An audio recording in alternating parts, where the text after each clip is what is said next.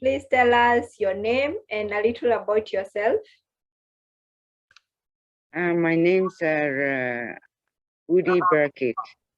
I work in Robinson Island.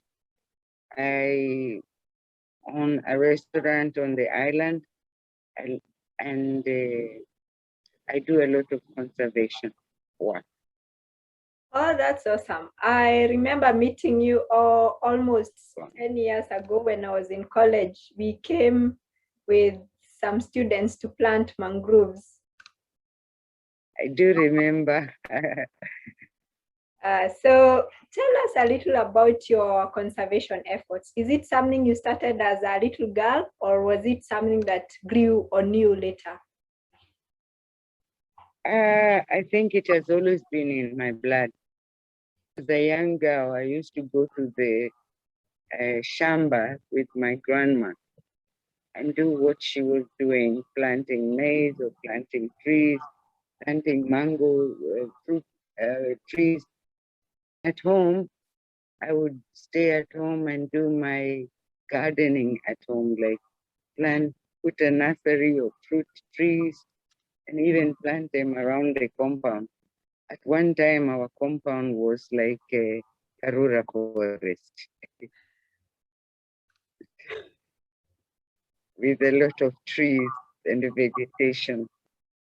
Ah, that's awesome. And I can see trees behind you as well. So it's something. Oh, here too, there is a lot of trees. It's another Karura forest even here. I just transferred all my knowledge from long time and started planting flowers, trees, fruit trees, all kinds of trees and palms too, ornamental palms. That's awesome. So another question I would like to ask you, we've mentioned mangroves. When was it that you started planting them along the coastline? I actually started planting mangroves in 2000. And my husband and I were just planting. And the local people would pass by and ask us, "What are you doing?" We said, "We are planting mangroves." And they thought, "Oh, these two must be crazy. Why are you planting mangrove? It's not like maize you're going to harvest and eat." And for us, we would laugh and try and tell them, "But it's good, at least you have shade, we have fish fisheries, and this is where you're going to get your fish." We would sit down with the wazes and explain to them that if we plant a mangrove, you're going to have this wood, you're going to have firewood, you're going to have material for building, and maybe a lot of hatcheries for fish.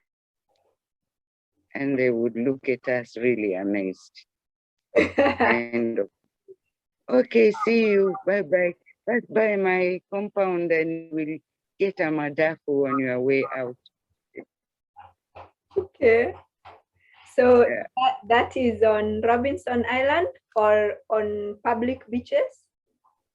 Not on Robinson Island, really. We were planting. Robinson Island was actually protected by us, me and my husband. Nobody cut mangroves there. When we were there, we would stop them.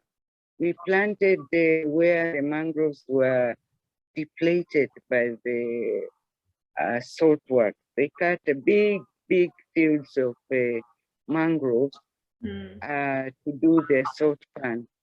But because during that time NEMA was not on, they didn't think they were doing any atrocity.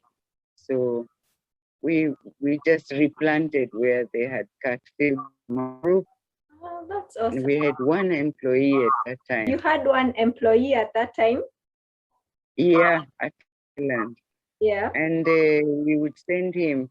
We would even go together and collect mangrove seeds when it was season for mangrove seeds. And we would go out and plant together again. Oh, that's nice. So yeah, can you tell us the importance of mangroves because I don't think very many people understand that they actually play a great role in regulating the environment and climate.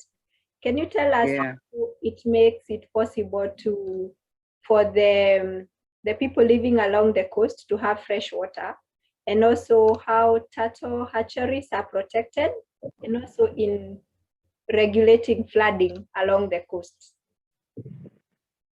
Well, mangrove trees are really important. They filter 90% of salt uh, from the seawater and as it enters their roots. And it is excreted Mhm. through the leaves and the bark of the tree. Oh. When the bark shades or the leaves turns yellow and drop out, the salt that has been stored in the bark has shaded out, and the leaves that has taken all the salt and turns into yellow drops down with the salt. So we get a lot of fresh water along the sea side from the mangroves. The area roots of actually protect the hatchery from the fishermen pitching their tents, so and I mean nets amidst the mangrove roots. They Mhm. can't put their tents inside the mangrove roots Mm. because the area roots are all around the stem. So that protects the little fish from being poached by the fishermen, because sometimes they have this very little net, Mhm. and big animals are unable to go through the mangrove roots to catch the little fish. So it acts as as a fish nursery, and also the area roots retain sediments and prevent erosion, and the trunks and the canopy reduces force of oncoming waves, that is reducing the flooding.